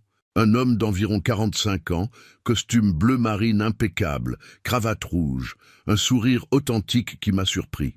« Monsieur Henri, quel plaisir de vous revoir. » Il a tendu la main, et quand je l'ai serrée, il l'a couverte de son autre main. Ce geste de chaleur humaine véritable, je ne l'ai pas reconnu immédiatement. Monsieur Duchamp, pardon, mais vous ne vous souvenez pas de moi, n'est-ce pas? C'est normal, j'étais enfant. Fabricou, le fils de Madame Marcel. Madame Marcel? Le nom m'a frappé comme un éclair. Madame Marcel, la couturière d'Aubervilliers. Oui, ma mère. Il a souri, les yeux légèrement embués. Vous lui vendiez des meubles restaurés en 1995, vous vous souvenez? Ma mère traversait une période difficile après la mort de mon père. Pas d'argent, 3 enfants à élever, vous l'avez découvert et vous avez commencé à lui apporter des meubles gratuitement pendant 6 mois. Vous disiez que c'était des invendus qui allaient partir à la déchetterie, mais je savais que ce n'était pas des invendus. Vous donniez vos meubles pour nous aider. Je me suis souvenu. Madame Marcel, maigre, les yeux creux, les mains tremblantes à force de coudre et de si peu manger. Et les 3 enfants, 2 garçons et une fille. L'aîné devait avoir environ 10 ans. « Tu étais l'aîné » ai-je murmuré. « Oui. Et aujourd'hui, je suis conseiller régional de la Banque Postale grâce à vous, parce que vous nous avez aidés quand nous avions faim. Ma mère a réussi à se relever, j'ai réussi à étudier, j'ai passé les concours, et quand j'ai vu votre nom dans l'agenda aujourd'hui avec Maître Eugène, j'ai su que c'était vous. J'ai tout vérifié. C'est vous, l'homme qui a sauvé ma famille. J'ai senti les larmes brûler, mais je ne les ai pas laissées couler. Fabricou, tu as tellement grandi. Et vous êtes toujours le même, battant, digne. » Il a pointé vers la chaise. « Asseyez-vous, s'il vous plaît, on va tout régler. Maître Eugène m'a expliqué votre situation. Il m'a parlé de votre fils. » Je me suis assis. Il a servi un café expresso dans une minuscule tasse en porcelaine blanche. Le café était fort, amer, parfait. « Monsieur Henri, votre fils a pris rendez-vous pour retirer son gain mercredi, demain, à 14 heures, ici même dans ce salon. Demain. Je veux être ici, ai-je dit fermement. Je veux qu'il me voie. Je veux qu'il sache. » Monsieur Duchamp a hoché la tête lentement. « Vous êtes sûr? Ça va être douloureux pour vous deux. Je sais, mais j'en ai besoin. » J'ai respiré profondément. Il m'a appelé père pauvre qui freine. Il m'a chassé de chez lui parce que j'ai demandé de l'aide pour acheter un réfrigérateur. Il doit savoir que le père qui l'a humilié a plus que de l'argent. Il a une histoire, il a des accomplissements, il a de la valeur. Alors faisons comme ça. Monsieur Duchamp a ouvert un dossier. Vous déposez les 900 000 € aujourd'hui. J'ouvre votre compte premium. Je configure vos investissements selon les conseils de Maître Eugène. Et demain, à 14 heures, vous serez ici avec moi quand votre fils arrivera. Et c'est exactement ce que nous avons fait. J'ai signé des papiers, tapé des codes, confirmé des dépôts, et en 40 minutes, j'ai cessé d'être Henri, le menuisier de Montreuil, et je suis devenu Henri Dubois, client premium de la Banque Postale, avec 900 000 € en compte. Quand je suis sorti de la banque à 17 heures, le soleil commençait à descendre. La lumière dorée frappait les bâtiments de verre de la Seine. J'ai pris un taxi pour rentrer chez moi, et pendant tout le trajet, je suis resté à regarder la montre de mon père à mon poignet. « Demain, père », ai-je murmuré à la montre. « Demain, il va comprendre. » Je suis arrivé chez moi, j'ai enlevé le costume anthracite, je l'ai rangé soigneusement, j'ai pris une douche, j'ai fait une soupe simple de légumes, je l'ai mangé à ma petite table de cuisine, seul, dans le silence de ma maison. Et pour la première fois depuis des semaines, j'ai dormi toute la nuit, sans cauchemar, sans angoisse, parce que je savais que le lendemain, à 14 heures, mon fils allait apprendre la leçon la plus dure de sa vie. Et quand l'orgueil et l'argent aveuglent un fils, seule la vérité nue et crue peut lui ouvrir les yeux. Mercredi, le jour du règlement de compte. Je me suis réveillé à 6 heures du matin, même sans avoir mis le réveil. Le corps savait que ce jour était différent. Je me suis levé, j'ai ouvert la fenêtre de la chambre, j'ai laissé entrer l'air frais du matin. Paris en mai a un air qui sent le printemps, et ce jour-là, même l'air me semblait plus léger. J'ai fait du café. Je me suis assis dans la cuisine et pour la première fois en 42 ans, j'ai regardé la photo de Marguerite sans sentir cette oppression dans la poitrine. J'ai pris le cadre qui était sur l'étagère du salon, elle souriante en robe d'été, les cheveux au vent, cette allure décontractée qui m'avait fait tomber amoureux à 19 ans. Tu savais, n'est-ce pas? J'ai parlé à la photo, comme si elle pouvait m'entendre. Tu savais que cette société allait valoir quelque chose un jour. Ce n'était pas pour rien que tu insistais tant sur ces papiers, même quand tout allait mal. Marguerite avait été professeure, mais aussi associée minoritaire dans une petite maison d'édition, Éditions Lumière. Elle avait investi ses économies en 1981, 15% de la société, 45 000 francs de l'époque. La maison d'édition avait commencé bien. Elle publiait des livres de poésie, de littérature française, avait 3 auteurs prometteurs. Mais en 1983, avec la crise économique, les choses avaient déraillé. Les libraires ne payaient plus, les coûts d'impression avaient explosé, un entrepôt avait pris feu, les éditions Lumière coulaient. C'est à ce moment-là que Marguerite avait commencé à se disputer avec les autres associés. Elle voulait sauver la maison, trouver de nouveaux auteurs, réduire les coûts. Mais les 2 associés majoritaires, Claire Favre et Philippe Arnaud, voulaient tout fermer, déclarer faillite, chacun suivant son chemin. Je me souviens des discussions à la maison. Marguerite arrivait stressée, en colère, disant que les associés cachaient quelque chose, qu'il y avait de l'argent qui entrait, mais qui n'apparaissait pas dans les rapports. Henri, ils me trompent, je sais qu'ils le font, mais je n'arrive pas à le prouver. Elle est morte 3 semaines plus tard, cancer fulgurant. Quand elle est morte, j'avais Julien de 4 mois et j'étais détruit. Je n'avais pas la tête à penser à une maison d'édition, à une société, à une procédure. Les 2 associés sont venus aux funérailles, Claire et Philippe, en noir, l'air compatissant. Et 2 semaines plus tard, ils sont apparus à ma porte avec une proposition. « Monsieur Henri, la maison d'édition est en faillite. On ne peut pas continuer. On va fermer les activités. On vous offre 10 000 francs pour la part de Marguerite. C'est tout ce qu'on peut. 10 000 francs. À l'époque, ça semblait être de l'argent. Je n'avais rien. J'avais besoin de quelque chose pour recommencer. J'ai signé, j'ai pris l'argent et j'ai essayé de poursuivre ma vie. Et les éditions Lumière ont fermé leurs portes en mai 1983. Ou du moins, c'est ce qu'ils ont dit. Parce qu'en 1997, 14 ans plus tard, je regardais le journal télévisé et j'ai failli tomber de ma chaise. Le reportage parlait d'une maison d'édition qui venait de signer un contrat millionnaire avec une grande chaîne de distribution pour publier une nouvelle collection de classiques français. Le nom de la maison, Éditions Lumière en compagnie limitée. La même maison. Sauf que maintenant, elle n'était plus en faillite. Elle était géante. Catalogue de 500 titres, bureau dans 3 pays, contrat avec de grands auteurs français et internationaux. Mon sang s'est glacé. J'ai appelé le numéro qui apparaissait sur le site de la maison. J'ai parlé avec une secrétaire. J'ai demandé les associés. Elle a confirmé Claire Favre et Philippe Arnaud. Les mêmes. Ces gens m'avaient menti. Ils avaient dit que la maison était en faillite, m'avaient payé des miettes pour la part de Marguerite, puis avaient tout reconstruit seuls. Ils avaient tout gardé. Je ne savais pas quoi faire. Je n'avais pas d'argent pour un avocat, pas de connaissances juridiques. J'étais juste un veuf avec un fils adolescent, travaillant 14 heures par jour pour survivre. J'ai gardé cette information dans ma poitrine comme un éclat de verre. Ça faisait mal, mais je ne savais pas comment le retirer. Jusqu'en 2003.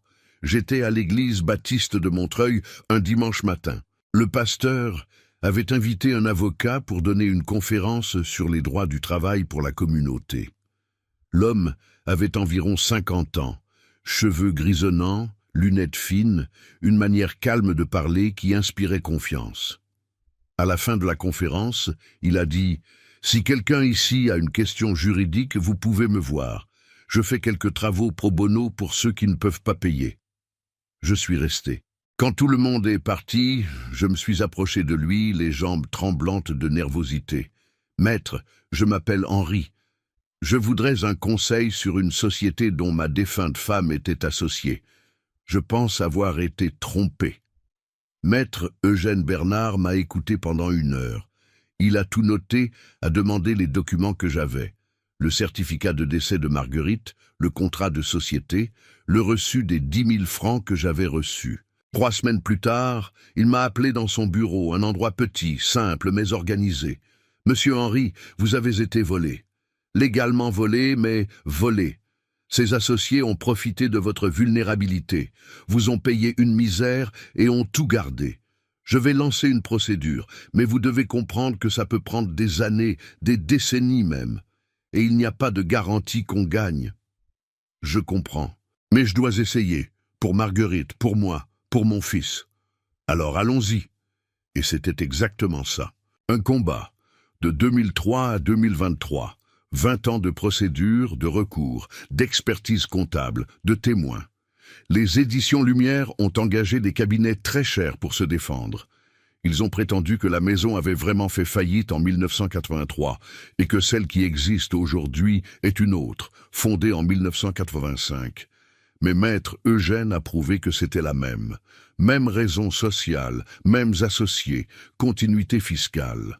Il a prouvé que Claire et Philippe avaient caché des contrats, détourné de l'argent, menti sur la faillite. Qu'ils savaient que la maison avait du potentiel, mais voulaient tout garder. Alors ils avaient poussé l'associé minoritaire, Marguerite, dehors en offrant des miettes aux veufs vulnérables.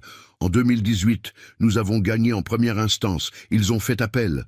En 2020, nous avons gagné en appel, ils ont encore fait appel. En 2022, la Cour de cassation a donné un jugement définitif en ma faveur. J'avais droit à une indemnisation équivalente aux 15% que Marguerite avait dans la société, calculée depuis 1983 avec correction monétaire, intérêt, tout. 1 900 000 €. L'argent est tombé sur mon compte en avril 2023, 2 semaines avant que Julien gagne au loto. Et je ne lui ai pas dit. Vous savez pourquoi ? Parce que je voulais que ce soit une surprise. Je voulais arriver vers mon fils et dire « Fiston, on a réussi. Après 40 ans, on a obtenu justice pour ta mère. Cet argent est à nous. On va l'utiliser pour avoir une vie meilleure ensemble. » J'avais des projets. Je voulais l'aider à mieux investir. Je voulais voyager avec lui. Je voulais enfin avoir cette relation père-fils que nous n'avions jamais eue. Je pensais que l'argent allait nous rapprocher. Mais alors est venue la loterie, 15 millions. Et mon fils a montré qui il était vraiment. Il a montré que ça n'avait jamais été une question d'avoir ou de ne pas avoir d'argent. C'était une question de caractère ou de son absence. Ce mercredi matin, à 10 heures, j'ai appelé Maître Eugène. « Je suis prêt », ai-je dit. « Vous êtes un homme fort, monsieur Henry. Votre femme serait fière. » J'ai raccroché. J'ai mis le même costume anthracite, la même cravate bordeaux sobre.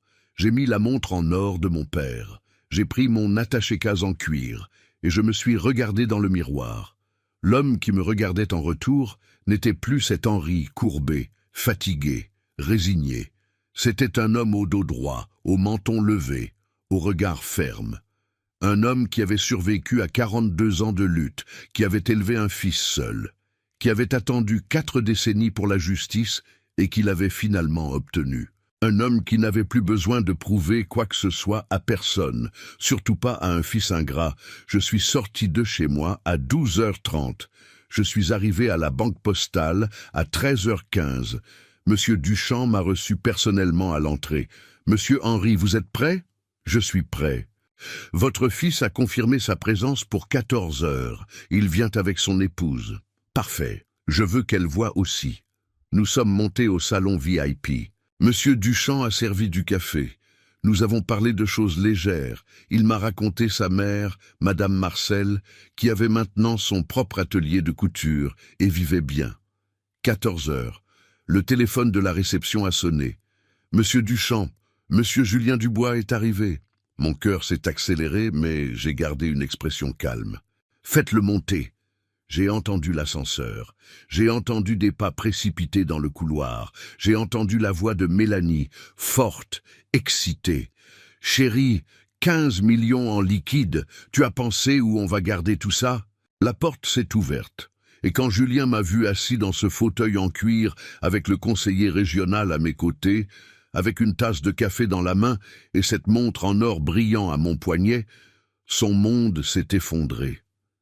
Parce qu'il y a des choses que l'argent achète, et il y a des choses que seule la vérité peut payer. La couleur a disparu du visage de Julien en 2 secondes. C'était comme voir quelqu'un recevoir un coup de poing invisible dans l'estomac. Tout son corps s'est raidi, sa bouche s'est ouverte dans un « oh » silencieux. Ses yeux se sont écarquillés au point qu'on pouvait voir le blanc autour de l'iris noisette. Mélanie n'avait pas encore compris. Elle est entrée derrière lui, tout apprêtée, robe orange criarde, ses talons aiguilles ridiculement hauts, le sac Prada accroché au bras qu'elle avait certainement acheté le jour même de la loterie. Ses cheveux étaient différents, encore plus blonds, avec ces mèches qui coûtent une fortune dans les salons de luxe. « Julien, chéri, pourquoi tu t'arrêtes ?» Elle s'est figée quand elle m'a vu. Le sourcil s'est arqué, ce geste de quelqu'un qui est sur le point de cracher du venin. « Monsieur Henry, qu'est-ce que vous faites ici ?» Je n'ai pas répondu. J'ai simplement pris une gorgée lente de mon café expresso. J'ai reposé la tasse en porcelaine sur la soucoupe avec un petit tintement délicat. Et j'ai regardé Monsieur Duchamp. « Monsieur Duchamp, je crois que nous pouvons commencer. » Monsieur Duchamp s'est levé, a tendu la main à Julien de manière professionnelle. « Bonjour, Monsieur Julien Dubois. Je suis Fabrice Duchamp, conseiller régional. Soyez le bienvenu. Madame également. » Il a fait un signe vers Mélanie. « Je vous en prie, asseyez-vous. Je vais avoir besoin de quelques documents avant de libérer le gain. » Julien n'a pas bougé. Il continuait à me fixer comme si j'étais une apparition, un fantôme, quelque chose d'impossible à être là. « Papa !» Sa voix est sortie rauque. « Qu'est-ce que... Comment... Pourquoi tu es ici ?» C'est Mélanie qui a brisé le silence, déjà revenue du choc initial, déjà de retour en mode attaque. « Julien, il est probablement venu supplier pour que tu lui donnes de l'argent. »« Monsieur Henry, écoutez, on a déjà parlé de ça. Mon mari ne peut pas distribuer son gain à tout le monde qui vient la main tendue. » La salle est devenue si silencieuse qu'on pouvait entendre le bourdonnement de la climatisation. Monsieur Duchamp s'est raclé la gorge, mal à l'aise, m'a regardé comme s'il demandait la permission d'intervenir. J'ai simplement secoué légèrement la tête. Non, laissez-la parler, laissez-la creuser son propre trou. Mélanie, Julien a tiré son bras, la voix basse. Ne parle pas comme ça à mon père. Trop tard pour me défendre, fiston, 42 ans trop tard. Monsieur Julien, Madame Mélanie. Monsieur Duchamp est revenu à son ton professionnel, ce ton neutre de quelqu'un qui gère des situations embarrassantes tous les jours. Concentrons-nous sur la procédure de retrait, voulez-vous? S'il vous plaît, asseyez-vous. Mélanie a tiré Julien par le bras et ils se sont assis dans les fauteuils face au bureau. Elle m'a lancé un regard en coin, un de ces regards venimeux que les femmes lancent quand elles sentent qu'elles perdent du terrain.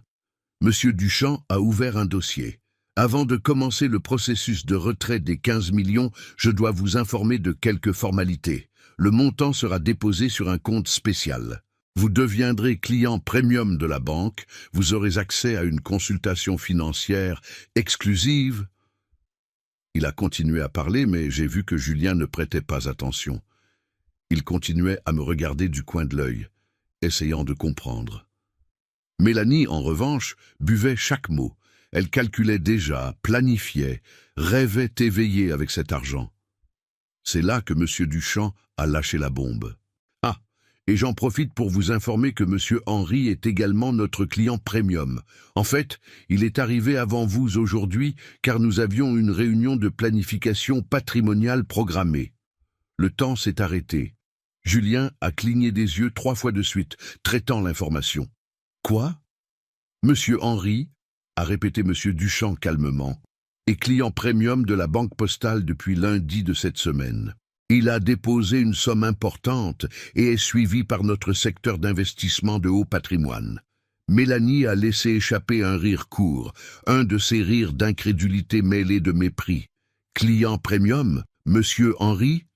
Elle m'a regardé de haut en bas. Avec quel argent ? Silence. Je l'ai regardé. Vraiment regardé.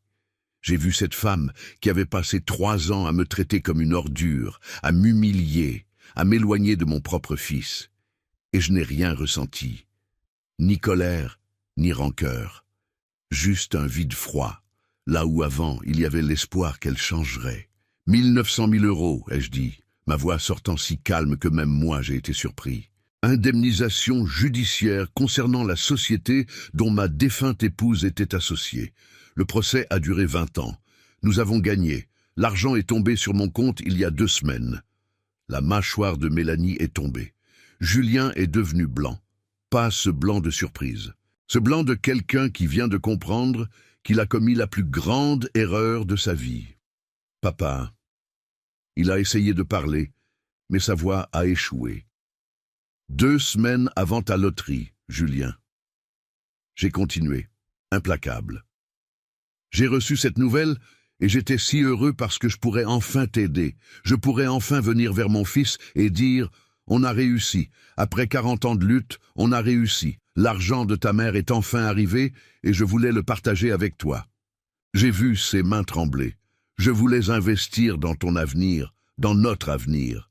Ma voix s'est durcie. Mais alors tu as gagné à la loterie et j'ai pensé « Parfait, je vais attendre que tu te calmes de toute cette euphorie et après je te raconterai la nouvelle. On fêtera ensemble, père et fils, enfin avec les moyens de vivre tranquille. » Les larmes ont commencé à monter dans ses yeux. Sauf que tu ne m'as pas laissé le temps, n'est-ce pas, Julien ? Tu m'as appelé chez toi, tu m'as exposé devant des étrangers, tu m'as appelé père pauvre qui freine.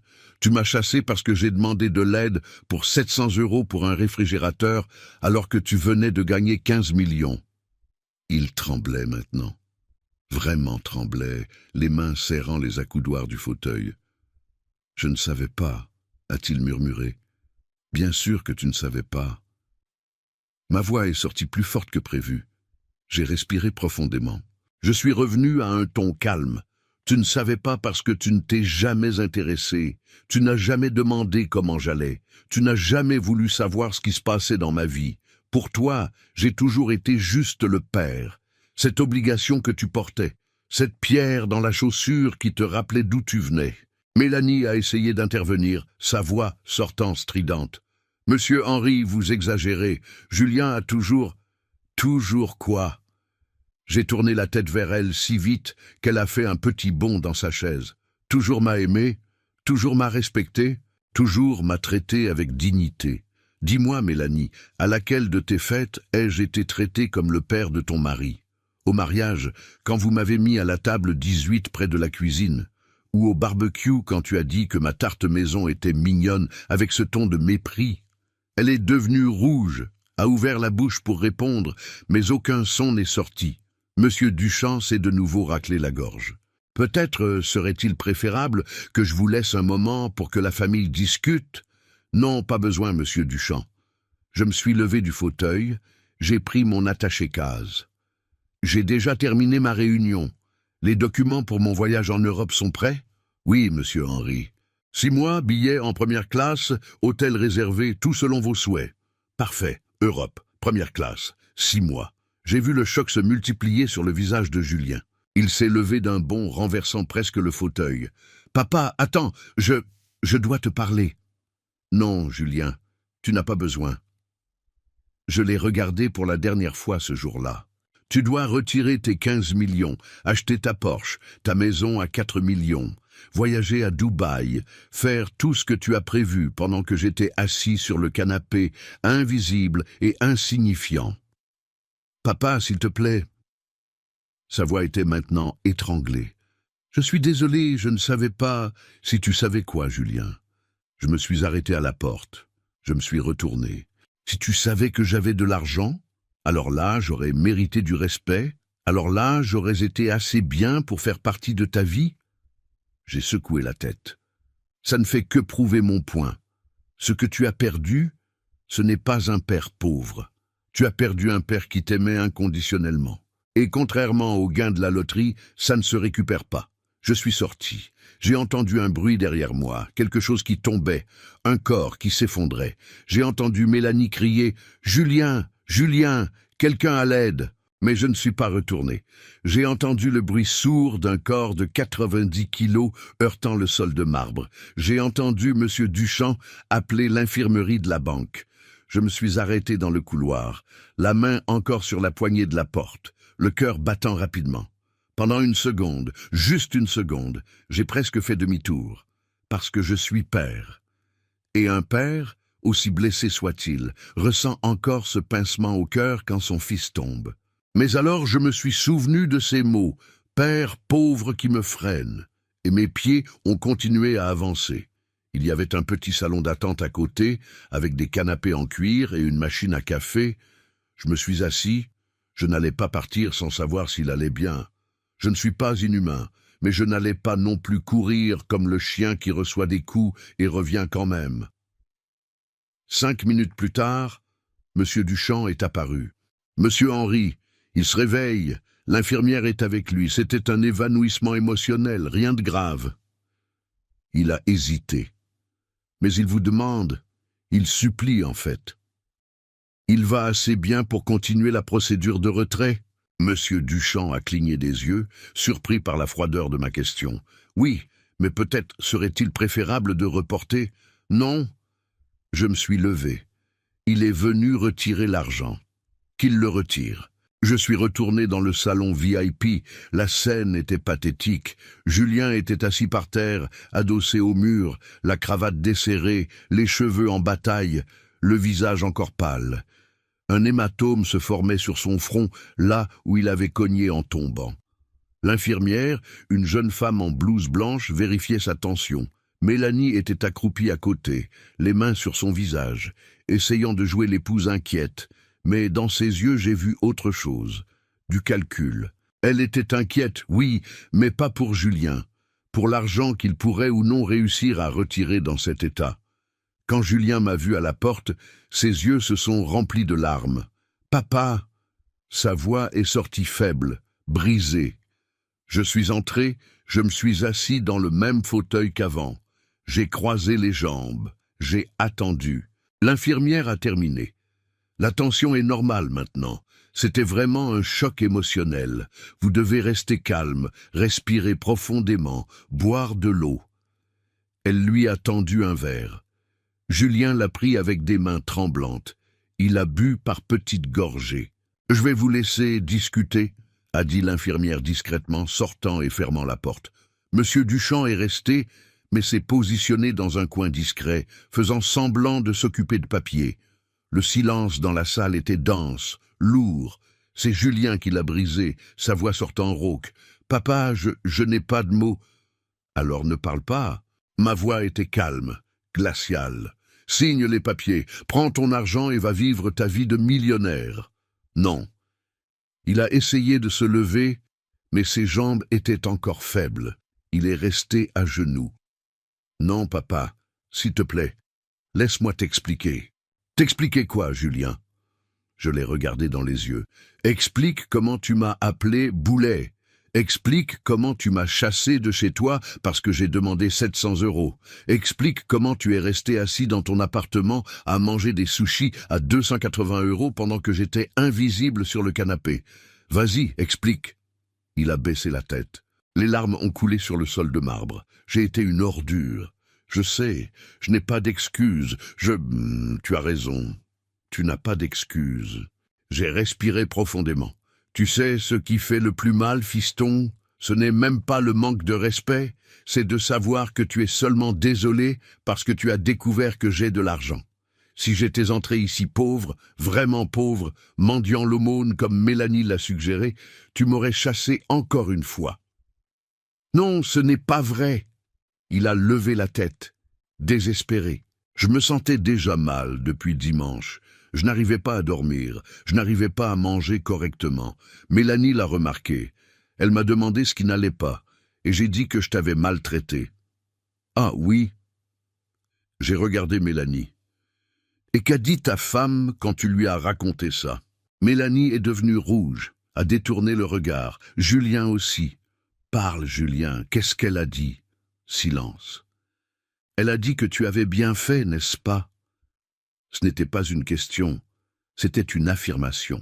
Elle a dit que tu devais établir des limites et que j'allais devenir une sangsue, n'est-ce pas?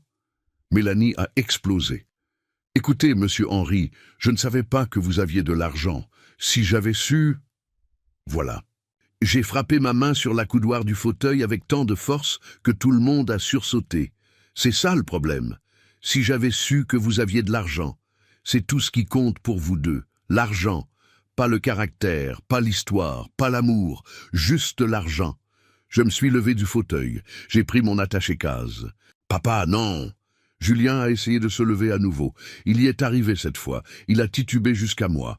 S'il te plaît, donne-moi une chance de réparer ça. Réparer? J'ai ri. Mais il n'y avait aucun humour dans ce rire.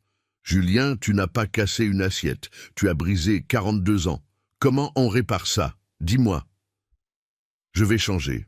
Je te promets, je vais être le fils que tu mérites. Non. J'ai secoué la tête. Tu vas être ce que tu as toujours été. Un homme qui mesure la valeur des gens par leur compte en banque. Et tu sais quoi? Je ne veux pas d'un fils comme ça.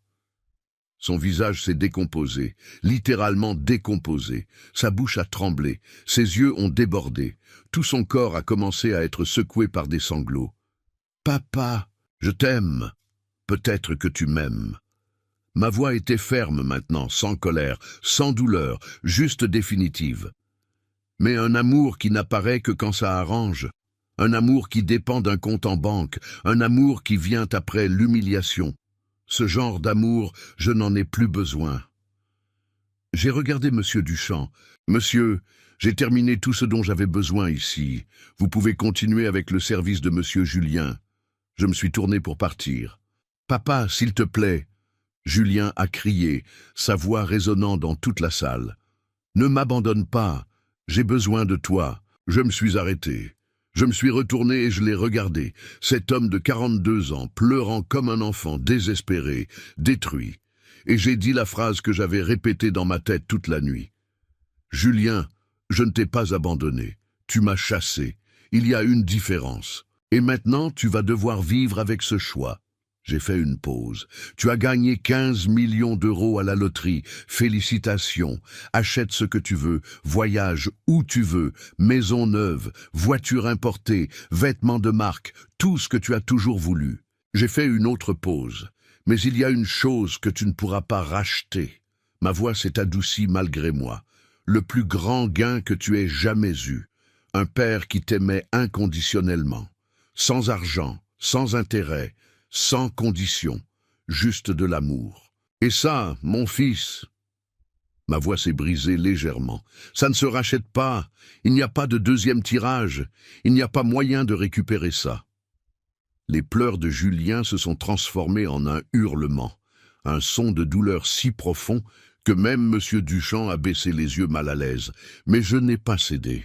Parce que parfois, l'amour le plus difficile est celui qui dit non. Celui qui établit des limites, celui qui refuse d'être un paillasson, même pour son propre enfant. Je suis sorti du salon VIP. Cette fois, je n'ai pas entendu de chute, pas d'évanouissement. Juste des pleurs d'un homme qui venait de réaliser qu'il y a des pertes que l'argent ne peut jamais compenser. Les 6 mois en Europe ont été exactement ce dont j'avais besoin. J'ai marché dans les rues de Rome. J'ai bu du vin dans des bistrots de Barcelone. J'ai navigué sur les canaux d'Amsterdam. J'ai fait des choses que je n'avais jamais imaginé faire. Mais plus importante encore, j'ai appris quelque chose de fondamental. J'existais en dehors de mon rôle de père. J'étais Henri, juste Henri. Un homme qui aimait l'architecture gothique, qui découvrait qu'il adorait la cuisine italienne, qui s'est fait des amis dans une auberge à Lisbonne. Mon téléphone a sonné 127 fois pendant ces 6 mois, toutes des appels de Julien. J'en ai répondu 3. La première fois, 2 mois après mon départ, j'ai répondu parce que j'avais peur qu'il soit arrivé quelque chose de grave. « Papa ?» Sa voix était différente, plus calme. Je voulais juste savoir si tu vas bien. »« Je vais bien, Julien. Je suis en thérapie 2 fois par semaine. » Il a fait une pause. « Mélanie est partie. Elle a demandé le divorce. » Je n'ai rien dit. « Je ne t'appelle pas pour que tu aies pitié de moi. Je t'appelle parce que je veux que tu saches que je travaille sur moi, que j'essaye de comprendre comment j'ai pu devenir cet homme. C'est bien, Julien. Est-ce que Est-ce qu'un jour tu pourrais me pardonner? J'ai regardé par la fenêtre de ma chambre d'hôtel à Florence. Le soleil se couchait sur l'Arno, peignant le ciel en orange et rose. Je ne sais pas, fiston. Je ne sais vraiment pas. Je comprends. Sa voix était petite. Mais je ne vais pas arrêter d'essayer. Pas pour que tu me pardonnes, mais pour devenir l'homme que j'aurais toujours dû être. Nous avons raccroché. Quand je suis rentré à Paris en novembre, quelque chose avait changé en moi. Je n'étais plus cet homme courbé par le poids de l'amour non réciproque. J'étais droit, libre. J'ai rénové mon appartement à Montreuil, pas de manière extravagante, mais confortablement. J'ai créé un petit atelier de menuiserie dans mon garage et j'ai commencé à donner des cours gratuits aux jeunes du quartier. J'ai créé une fondation avec 400 000 €, Fondation Marguerite Dubois, pour aider les veuves et les veuves avec de jeunes enfants. Parce que je savais ce que c'était de ne pas avoir de choix, de ne pas avoir d'issue, de ne pas avoir d'espoir. Julien a continué à appeler, pas tous les jours, pas de manière insistante, juste présent. 6 mois après mon retour, il est apparu à ma porte. C'était un dimanche après-midi. Quand j'ai ouvert, j'ai à peine reconnu mon fils. Il avait maigri, pas d'une manière malsaine, mais d'une manière qui montrait qu'il avait arrêté de vivre dans l'excès. Il portait des vêtements simples, un jean, un pull, les cheveux courts, bien coiffés mais sans gel, les yeux clairs mais fatigués. Et dans ses mains, rien. Pas de cadeaux coûteux, pas de fleurs exagérées, juste lui. « Bonjour, papa. Bonjour, Julien. » Nous nous sommes mesurés du regard. « Je peux entrer ?» J'ai hésité. Mais j'ai hoché la tête. Il est entré et s'est arrêté au milieu du salon, regardant tout. L'appartement rénové, les nouveaux meubles, les photos de mon voyage sur le mur. « L'appartement est magnifique, papa. Merci. » Silence inconfortable. « Je ne suis pas venu demander pardon, » a-t-il commencé, sa voix ferme mais humble, « parce que je sais que je ne le mérite pas. Je suis venu te demander une chance de construire une relation à nouveau. Depuis le début, comme deux adultes, avec du respect. Je me suis assis sur le canapé. Il est resté debout, attendant la permission de s'asseoir. Je ne l'ai pas donnée, pas encore. Julien, je ne sais pas si je peux te faire confiance à nouveau. Je sais, et je ne m'attends pas à ce que tu me fasses confiance maintenant. J'espère juste que tu me laisseras essayer de prouver, avec le temps, avec des actions, que j'ai changé. » Je l'ai regardé, vraiment regardé, et j'ai vu quelque chose de différent. Ce n'était plus cet homme arrogant, aveuglé par l'argent. C'était quelqu'un de brisé qui essayait de se reconstruire. Si j'accepte ça, et c'est un très grand si, ce sera avec des conditions. J'accepte tout. Première condition, la thérapie continue. Ce n'est pas négociable. Deuxième, tu me traites avec respect. Toujours, que j'ai de l'argent ou non. Troisième, je ne suis pas ta béquille émotionnelle. Tu résous tes problèmes, je résous les miens. Quatrième, des limites. J'ai ma vie maintenant. Des voyages, des projets, des amis. Et tu vas respecter ça. J'accepte tout. Et cinquième, j'ai fait une pause. Le pardon n'est pas l'oubli. Je vais pardonner parce que c'est mieux pour moi, pas pour toi. Mais je n'oublierai jamais ce que tu m'as fait ressentir. Et tu vas devoir vivre avec ça. Il a hoché la tête, les yeux embués. Je comprends et j'accepte, parce que moi non plus je n'oublierai jamais. Je vais porter ça comme un rappel de l'homme que je ne veux plus jamais être. Nous sommes restés en silence pendant un long moment. Puis j'ai montré le fauteuil. Assieds-toi, je vais faire du café, et tu vas me raconter correctement comment s'est passée cette thérapie. J'ai vu le soulagement envahir son visage. Ce n'était pas un pardon complet. Ce n'était pas « tout est pardonné ». C'était un début, petit, fragile, mais honnête. Pendant que je préparais le café dans la cuisine, j'ai regardé la montre de mon père sur l'étagère spéciale que j'avais fait faire. Il ne sera pas le fils parfait dont j'ai rêvé, ai-je murmuré à la montre. Mais peut-être qu'avec le temps, il sera un fils décent. Et peut-être que c'est suffisant. 1 an plus tard, 1 an après cette confrontation à la banque, Julien et moi avons une relation. Ce n'est pas la relation père-fils parfaite des films. Nous ne nous parlons pas tous les jours. Nous ne passons pas tous les dimanches ensemble. Mais nous nous voyons une fois par semaine. Nous prenons un café. Nous parlons. De vraies conversations. Il m'a parlé de sa thérapie, de comment il a réalisé que son rapport à l'argent était toxique, qu'il mesurait sa valeur et celle des autres à travers un prisme matériel. Il m'a raconté comment il a créé une ONG pour aider les enfants de parents seuls à accéder à l'éducation, comment il a investi l'argent de la loterie non pas dans des voitures de luxe, mais dans des projets qui ont du sens. « J'ai gardé 1 million pour vivre confortablement », m'a-t-il dit un jour. Le reste, je l'utilise pour essayer de réparer le monde, parce que je ne peux pas réparer le passé, mais je peux essayer de créer un meilleur futur. Et moi, j'ai continué à vivre, à voyager, à donner mes cours de menuiserie, à profiter de mes amis. J'ai appris que je n'avais pas besoin d'être défini par mon rôle de père. J'étais Henri. Et Henri avait de la valeur, indépendamment de la reconnaissance de quiconque. Si vous êtes arrivé jusqu'ici dans cette histoire, peut-être que vous vous attendiez à un happy ending complet, à des retrouvailles parfaites, à une réconciliation totale avec des larmes de joie. Mais la vraie vie ne fonctionne pas comme ça. La vraie leçon que j'ai apprise, et que j'espère que vous retiendrez, n'est pas que l'argent est mauvais. L'argent est neutre. C'est un outil. La leçon, c'est que les gens montrent qui ils sont vraiment quand ils ont du pouvoir. L'argent, c'est du pouvoir.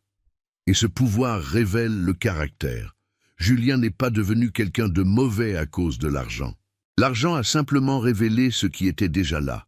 Un manque de respect, une honte de ses origines, une incapacité à voir la valeur au-delà du matériel.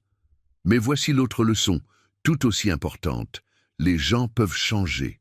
Pas facilement, pas rapidement. Mais ils peuvent. Julien travaille sur lui-même. Il essaie. Ce n'est pas parfait. Il y a des rechutes. Il y a des moments où je vois l'ancien Julien ressortir. Mais il essaie. Et c'est déjà beaucoup. Quant à moi, j'ai appris la leçon la plus difficile pour un parent. Aimer quelqu'un ne signifie pas accepter d'être maltraité par cette personne. Vous pouvez aimer votre enfant et établir des limites. Vous pouvez aimer votre enfant et exiger du respect. Vous pouvez aimer votre enfant et dire « Non, ce comportement n'est pas acceptable ». Parce qu'accepter d'être un paillasson n'aide pas votre enfant. Ça l'handicape. Ça lui enseigne qu'il peut traiter les gens mal sans conséquence. La plus grande gentillesse que j'ai faite à mon fils n'était pas de lui pardonner immédiatement. C'était de lui montrer qu'il y a des conséquences à ses actions. Que l'amour inconditionnel ne signifie pas une tolérance inconditionnelle au manque de respect. Si cette histoire vous a touché, peut-être parce que vous êtes un parent qui se sent invisible ou un enfant qui réalise qu'il n'a pas assez valorisé ses parents, alors écoutez-moi. Pour les parents, vous avez de la valeur. Votre valeur ne dépend pas de la reconnaissance de vos enfants. Vous avez le droit d'établir des limites. Vous avez le droit de dire « assez ». Et cela ne fait pas de vous un mauvais parent. Cela fait de vous une personne avec de la dignité. Pour les enfants, vos parents ne sont pas des distributeurs automatiques de soutien émotionnel et financier. Ce sont des êtres humains avec des sentiments, des rêves, des besoins. Le temps que vous avez avec eux n'est pas infini. Ne attendez pas qu'ils partent, ou pire, qu'ils soient encore là mais émotionnellement partis, pour réaliser leurs valeurs. L'argent va et vient. Les maisons, les voitures, les vêtements de marque, tout ça finit à la poubelle ou dans un vide-grenier. Mais les relations, les souvenirs, le respect, l'amour authentique, ça c'est ce qui reste. C'est ce qui compte quand vous êtes vieux et que vous regardez en arrière. Ne mesurez pas la valeur des gens à leur compte en banque. Mesurez-la à leur caractère, à leur intégrité, à la façon dont ils traitent les autres quand ils n'ont rien à gagner. Et si vous avez maltraité quelqu'un, un parent, un ami, un partenaire, parce que vous pensiez qu'il n'avait rien à vous offrir, sachez qu'il n'est jamais trop tard pour changer. Mais le changement doit être réel. Pas juste des mots, des actions, du temps, de l'humilité. Et même alors, la personne que vous avez blessée a le droit de ne pas vous pardonner, a le droit de maintenir ses limites, a le droit de dire « je t'aime », mais de loin, et vous devez respecter ça. Parce qu'au final, c'est ça le respect, c'est ça l'amour mature. Merci d'avoir écouté cette histoire jusqu'au bout. Si elle vous a touché, laissez un commentaire en me disant d'où vous nous regardez et quelle partie vous a le plus marqué. Abonnez-vous à Les Conseils de Papy et activez la cloche pour ne manquer aucune de nos histoires de vie, de dignité et de respect. Partagez cette histoire avec quelqu'un qui en a besoin et souvenez-vous, vous avez de la valeur, toujours, même quand les autres ne le voient pas. À bientôt et que la sagesse vous accompagne.